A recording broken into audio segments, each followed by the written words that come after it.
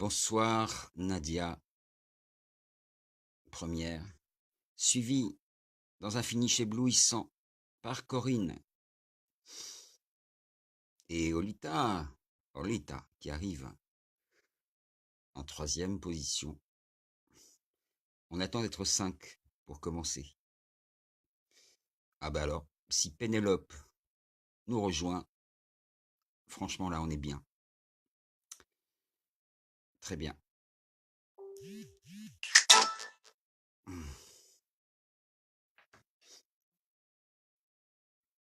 Voilà, il y aura peut-être quelques perturbations sonores.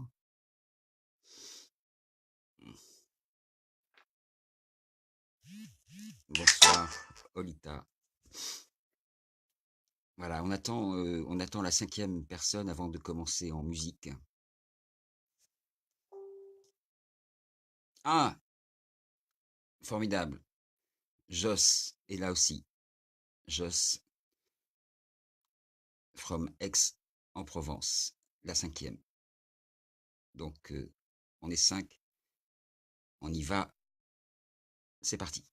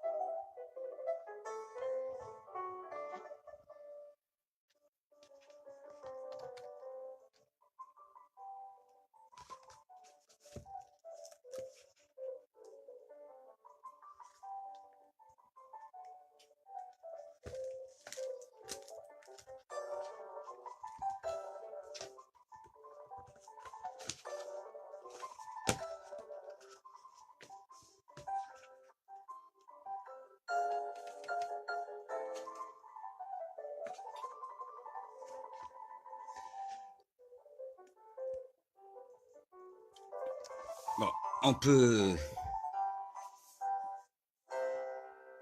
Voilà, on peut laisser la musique en fond, c'est pas gênant. Pardon. J'essaie de... Ah, il y a un petit problème. Petit problème qui va se régler vite fait. Voilà. Donc, si ça ne vous gêne pas, on peut laisser la musica en fond. Peut-être un peu plus doux, voilà, pour ne pas gêner. Donc non, Corinne, c'est pas une cantate, c'est une sonate. Pourquoi avoir commencé, pourquoi débuter cette intervention inopinée du cours des choses par une sonate, la sonate numéro 7 de Mozart? Ça, vous le saurez à la fin. Voilà, j'essaie de trouver un angle lumineux qui ne soit pas trop sombre. Alors, pourquoi au débeauté comme ça un nouveau... je vais essayer de rajouter un peu de lumière quand même. Voilà. Pourquoi au débeauté rajouter un nouvel épisode au cours des choses de façon inopinée à une heure tardive, donc il n'y aura pas grand monde forcément en direct ce soir, mais c'est pas grave, pour être vu après, mais parce qu'il y a des choses qu'on peut pas laisser passer comme ça. Non, il y a des choses qu'on peut pas laisser passer. Et donc le cours des choses a réuni en extrême urgence son comité de correcteurs pour corriger quelqu'un qui franchement mérite une bonne correction. Hein, voyez-vous de qui je veux parler? Emmanuel Macrotin. Oui. Ouais. Une correction sévère. Il mérite. Donc, le thème du jour, nous venons au cours des choses d'en prendre connaissance un peu plus tard dans la soirée, le temps que le comité de correcteurs se réunisse. Le discours du président de la République à Aix-la-Chapelle, mardi dernier, mardi 22 janvier. Alors on aurait pu en prendre connaissance avant, Et donc nous allons examiner à la loupe ce discours et voir ce qu'il contient. D'une manière générale, les correcteurs du cours des choses ont trouvé ce discours beaucoup trop long, avec beaucoup de redondances absolument inutiles, amphigouriques à certains moments, peu éclairé, d'un vocabulaire qu'il n'est pas sûr que le commun des mortels et même des immortels comprennent à première lecture. Alors, on va prendre quelques petits passages au hasard avant d'arriver dans le vif du sujet. Depuis que je suis président de la République, 3 choix européens nous ont constamment guidés. Je crois pouvoir le dire l'un l'autre. L'un l'autre parce qu'il parle à Angela. Okay, ne jamais céder à la confrontation, mais toujours nous parler en vérité et sans tabou. Renforcer toujours le socle franco-allemand qui reste indispensable à une Europe bousculée. Ah bon? Il y a quelqu'un qui bouscule l'Europe? Vous avez remarqué? Je ne sais pas de quoi il veut parler. Et élargir notre action à l'ensemble de nos partenaires de l'Union. De l'Union Union libre, Union... on ne sait pas de quelle union il parle. Car aucun succès européen ne peut se construire dans l'isolement, seul ou même à deux.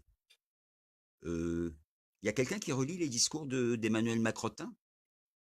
Parce que dès qu'on est deux, déjà, on n'est pas isolé, quoi. Donc il y a un truc là, c'est, je sais pas, peut-être changer de plume. Hein. Alors, nous poursuivons. Donc il y a un tas de choses qui aujourd'hui, je résume, hein, le comité de correcteurs, bon, il y a du rouge partout sur la copie, donc on va pas tout. Alors pour faire vite, donc il y a des choses qui inquiètent les Européens. C'est rien de le dire.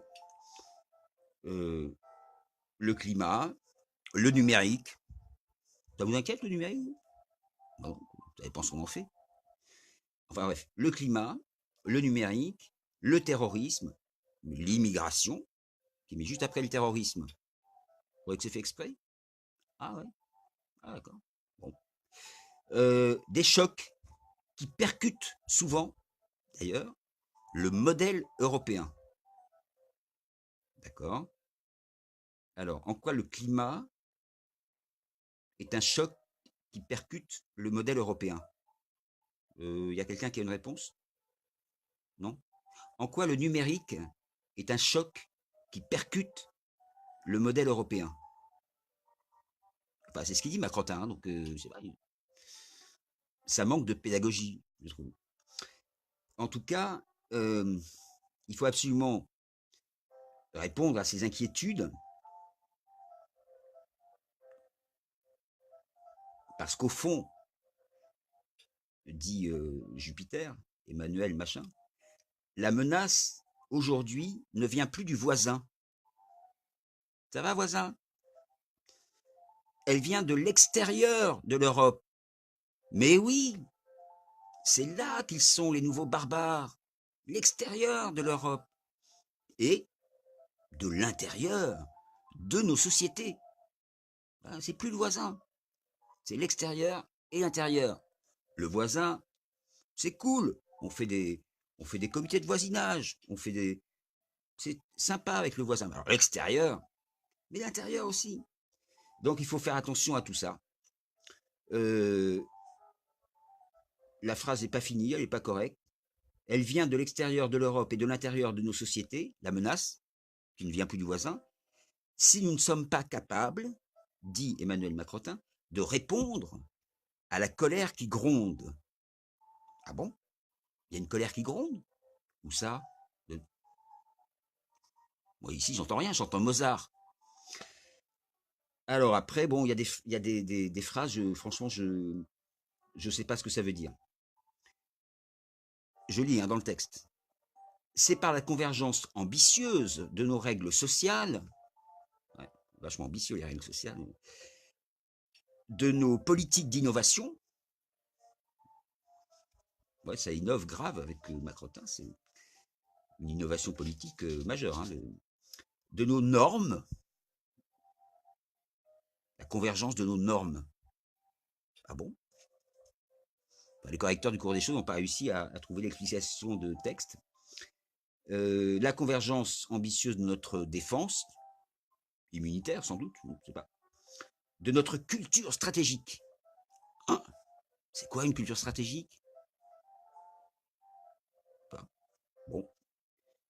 Puis après, bon, oui, l'affirmation d'une nouvelle solidarité face à ces menaces. Il faut être solidaire face à la menace. Bon. Alors, on continue. Un peu plus loin. Alors là, on entre déjà dans... Il y a un moment, le discours d'Emmanuel Macrotin change de nature. Il devient littéraire, poétique, vous allez voir. Je préfère regarder en face notre Europe qui tient bon, que nous devons chaque jour renforcer au-delà de l'étape que nous franchissons aujourd'hui. Parce que, écoutez bien, parce qu'il faudra peupler les mots de ce jour d'actes qui viendront demain. Ah, génial! Il faut peupler les mots d'aujourd'hui des actes qui viendront demain. Mais dites-moi, il serait pas un peu gilet jaune sur les bords, Emmanuel Macrotin? Mais aussi, alors là je suis perdu. Après je suis perdu, je vous le dis franchement, je suis perdu. Mais aussi parce que le monde et chacun de nos concitoyens en a besoin est de plus en plus incertain et appelle une réponse de plus en plus forte. Qu'est-ce qui appelle C'est le monde qui appelle une réponse de plus en plus forte? Ah oui, une réponse de plus en plus forte d'Emmanuel Macrotin avec ses flashballs. Ça, c'est la réponse forte D'accord. Ah oui, merci Sébastien de m'avoir soufflé à l'oreille parce que je ne comprenais pas. Alors maintenant, voilà, on arrive à la fin. Je vous rassure, ça ne sera pas trop long. Emmanuel Macrotin, à sa chère Angela, comme il dit. On ne sait pas si c'est avant ou après avoir couché ensemble, on ne sait pas. Ce que depuis 70 ans nous avons inventé est unique. Ce n'est pas ni l'histoire romaine, ni l'histoire carolingienne, ni tant de rêves d'empire qui nous ont parfois réunis sous la domination ou la dépendance l'un de l'autre. Non, c'est un projet nouveau, sans hégémonie, profondément démocratique. C'est une invention que nous avons conçue ensemble, celle d'un projet librement consenti, choisi, chaque jour, réinventé. Vous vous rendez compte, Macron, il aurait parlé comme De Gaulle, ça aurait été formidable. Un projet librement consenti, choisi, chaque jour réinventé, où l'on ne décide pas pour l'autre, ni pour les autres, mais où tous les membres, constamment, choisissent ensemble, pour eux-mêmes. Ça aurait de la gueule quand même, non? Bon. Allez, là, bon, c'est après que ça se gâte. En vous écoutant, ça c'est Macrotin qui parle, hein. En vous écoutant, Madame la Chancelière, Monsieur le Président, peut-être il y a un autre président, ou alors il se parle à lui-même, peut-être, possible. En vous écoutant, Madame la Chancelière, Monsieur le Président, à l'instant, je me souvenais avec émotion de ce que Madame de Staël disait parfois. Alors, petite parenthèse, Emmanuel Macrotin, mine de rien, essaie de nous faire croire qu'il est cultivé et qu'il a lu Madame de Staël. Alors que c'est une citation qu'on trouve sur Internet, Google, dictionnaire des citations, etc. Mais ça fait bien. Je me rappelle, je me suis dit, à l'instant, c'est bizarre, je me souviens de ce que disait Madame de Staël, j'en parlais avec elle encore avant-hier. Je me souvenais avec émotion de ce que Madame de Staël disait parfois. Jean Dabry arrive, alors là, ça y est, on est dans la poésie maintenant. Lorsque mon cœur cherche un mot en français qui ne le trouve pas, je vais parfois le chercher dans la langue allemande. Madame de Staël. Depuis, de l'eau a coulé sous les ponts. Il ferait bien de de se mettre au jus, Emmanuel Macrotin. Hein? On va y revenir après, vous allez voir. Bon, il continue, l'animal. Il y a des mots qu'on ne... Alors, ça c'est fini, la citation de Madame d'Astel, elle est terminée. Après, c'est le commentaire d'Emmanuel Macrotin lui-même. Il y a des mots qu'on ne comprend pas. Il y a des mots qu'on ne traduit pas. Mais chacun de nos pas réduit l'écart de ces intraduisibles. Oui, il se met à faire de la poésie. Chacun de nos pas réduit l'écart de ces intraduisibles. Et il y a des mots dont nos cœurs ont besoin d'une langue l'autre. Parce que cette part d'incompréhensible nous rapproche. Parce que la part que je ne comprends pas en allemand a un charme romantique, parfois, que le français ne m'apporte plus. Je vous la refais, hein, pour qu'on comprenne bien. Il y a des mots qu'on ne comprend pas, et il y a des mots qu'on ne traduit pas, mais chacun de nos pas réduit l'écart de ces intraduisibles. Et il y a des mots dont nos cœurs ont besoin d'une langue l'autre, parce que cette part d'incompréhensible nous rapproche, parce que la part que je ne comprends pas en allemand a un charme romantique que le français, parfois, ne m'apporte plus. Oui, j'ai fait exprès de le faire un peu comédie française, vous voyez, on peut le faire on pourrait le faire, s'il y en a qui sont volontaires, on pourrait le faire façon Louis de Funès, on peut le faire de plein de manières différentes. Et il a raison, non, ne riez pas, il a raison Emmanuel Macrotin. C'est Octavio Paz qui disait, par exemple, tout homme ou toute femme a besoin qu'on lui parle dans une langue intraduisible. Donc oui, mais il y a quand même des mots dont nos cœurs ont besoin. Alors, je me prends un peu de jus de raisin au passage. Alors, le cours des choses va conseiller à Emmanuel Macrotin d'autres lectures un peu plus contemporaines que Madame de Staël. Hein? On va le faire descendre un peu de son piédestal.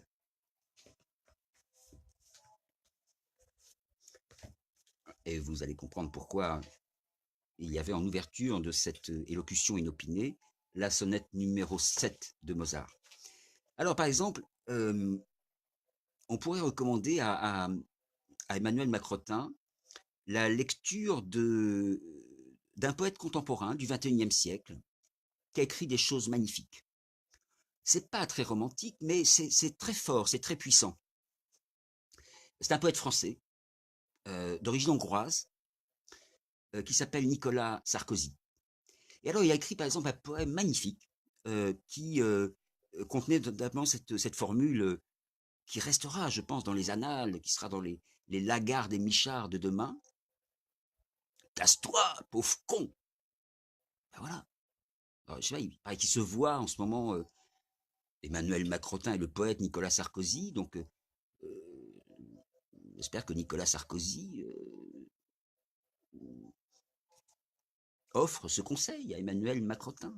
Casse-toi, pauvre con! Ça, c'est de la poésie. C'est indéniable.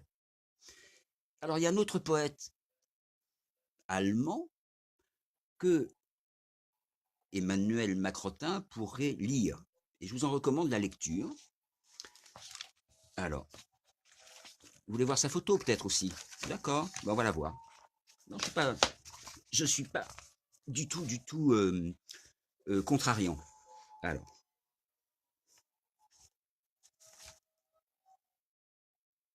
ça ne marche pas, mais ça va marcher, vous inquiétez pas. Voilà. Non? Ah oui, il y a un truc, attends. Ah, on est vraiment avec des moyens rudimentaires en tout cas. Donc là, c'est pas ça. J'arrive pas à récupérer l'image. Il y a un truc qui s'est mis au milieu. Alors 2 secondes, hein, sinon mais je pense qu'on va y arriver quand même. Voilà. Donc, vous vouliez voir, c'est de votre faute aussi, parce que vous vouliez absolument voir l'image de ce poète. Alors, attendez, il faudrait que j'arrive à virer ça, là. Je vais faire un geste déplacé. Voilà. Hop, un geste déplacé. Ah, ça veut pas partir. Bon, c'est pas grave. Donc, maintenant, on essaie de voir ce poète.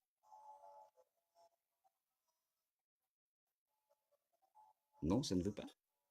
Que se passe-t-il? Bon, bah écoutez, il y a un problème technique, donc j'ai peur que... J'essaie une dernière fois. Non, la caméra ne veut pas se renverser. Bon, bah c'est pas grave. Je vous donnerai le texte et le contexte ensuite, et vous pourrez le trouver par vous-même. Donc je vous dis pas qui c'est pour le moment, et je vais faire un exercice très périlleux, c'est que je vais le lire à la fois en français puis en allemand, en sachant que je ne parle pas l'allemand. Donc c'est un exercice, ouais, pour le moins délicat. Que simplement on soulève le couvercle de la marmite, et on verra alors la vapeur avec joie s'échapper. Comme la tête coupée, la vie difficile se trouve facilitée. Plus de rhume, plus de gouttes au nez, plus de maux de dents, plus de conjonctivite, ni de sinusite, ni dans les tempes de battements. On se croirait au pays de Cocagne. Certes, sans tête, il n'y a pas de pensée, mais ce n'est pas une perte. On peut abreuver sa gorge de vin, c'est le meilleur gargarisme. Voilà. Alors, je vous dis juste les 2 premières phrases en allemand, après non, hein, il ne faut pas trop me demander quand même. Man nimmt den Deckel nur vom Topf und sieh, wie froh der Dampf entweicht. Voilà, j'ai jamais parlé allemand, hein, c'est vraiment au petit bonheur la chance. Alors, ce poète, est-ce que quelqu'un l'a reconnu? Non. Alors, il s'agit de Hermann Hesse. Euh, et, je ne sais pas si je peux pas tourner la caméra. On va réessayer une dernière fois. Non, ça ne veut pas. Donc, je mettrai après, je ferai une photo que je mettrai en commentaire de la vidéo. Hermann Hesse, c'en est trop. Un recueil de poèmes 1892-1962 qui vient de paraître aux éditions Bruno Doucet. Et Hermann Hesse dit quelque chose de très bien, que le comité des correcteurs du cours des choses voudrait dédier le plus généreusement du monde à Emmanuel Macrotin. C'est issu d'une lettre, un poème daté du 15 mai 1917. Poème qui est intitulé Am Ende eines Urlaubs in der Kriegszeit, ce qui veut dire, reconnu mon allemand parfait, à la fin d'une permission en temps de guerre. Et voilà ce qu'écrit Hermann Hesse en mai 1917. Vous tous, qu'il me faut servir, c'en est trop.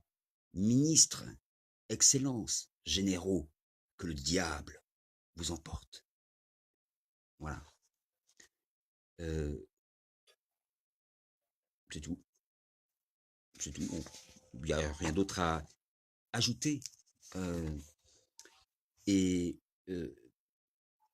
donc le comité des correcteurs du cours des choses, après avoir lu, relu et annoté la copie de l'élève Emmanuel Macrotin, a décidé de lui donner la note de 2 sur 20.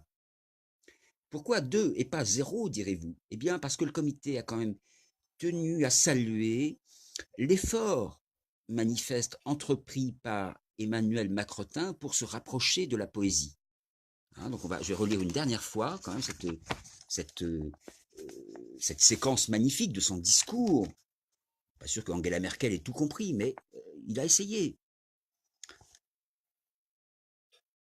Donc ici d'abord Madame de Staël. Lorsque mon cœur cherche un mot en français et qu'il ne le trouve pas, je vais parfois le chercher dans la langue allemande. Emmanuel Macrotin ajoute: il y a des mots qu'on ne comprend pas, il y a des mots qu'on ne traduit pas, mais chacun de nos pas réduit l'écart de ces intraduisibles.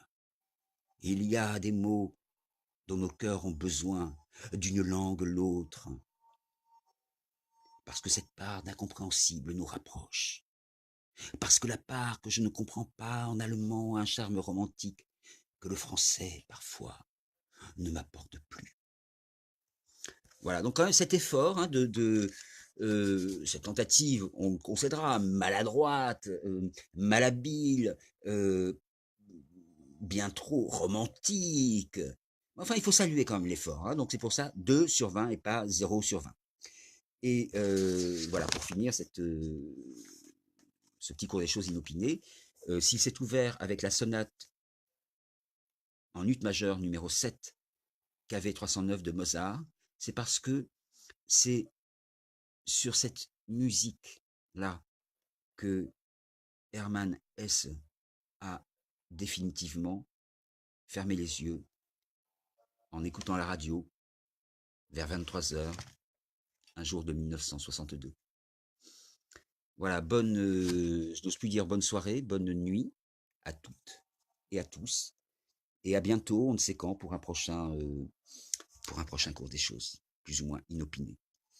Voilà, je vous dis pas, il y a des choses qui vont venir, des choses qui vont faire du bruit, des choses qui progressent en silence. Ça va, ça vient. À